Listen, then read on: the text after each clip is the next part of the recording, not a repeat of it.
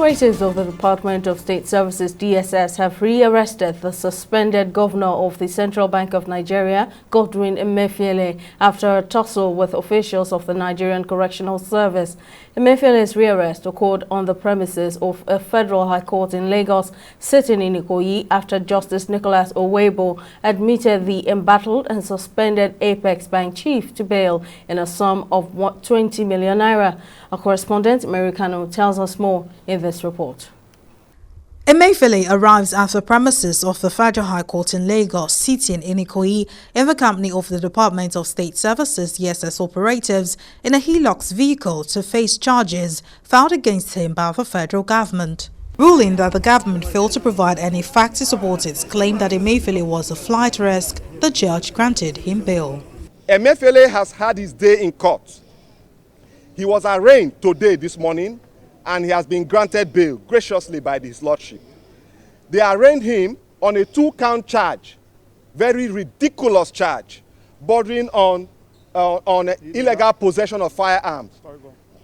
Gentlemen of the press, if you know the firearm that we are talking about, it is the kind of gun that the likes of Christopher Columbus and Mungo Park used during their days. This is the kind of gun that the SSS exhibited in their proof of evidence. This is how low that organization has turned itself to be.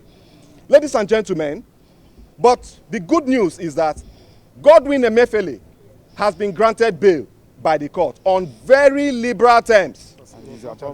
Very liberal terms, and as we speak today, he is about to perfect the bail conditions. Court granted bail to him, and we further applied bail on stringent terms.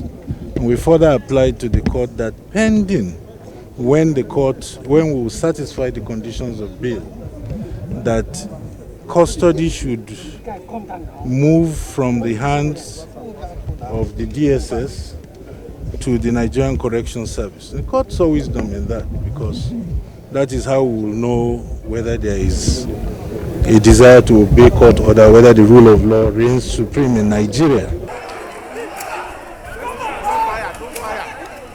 Despite the judge's order that Emefiele be remanded at a correctional center pending the fulfillment of the bail conditions, drama ensued at the court premises as the secret police and prison officials clashed over the agency to take custody of the embattled Apex Bank chief. We want to call on the DSS Director General to hide his face in shame and come out and publicly apologize to Emefiele for defaming his reputation. The Director General of DSS should hide his face in shame and come out and publicly apologize to Emefiele for defaming his reputation.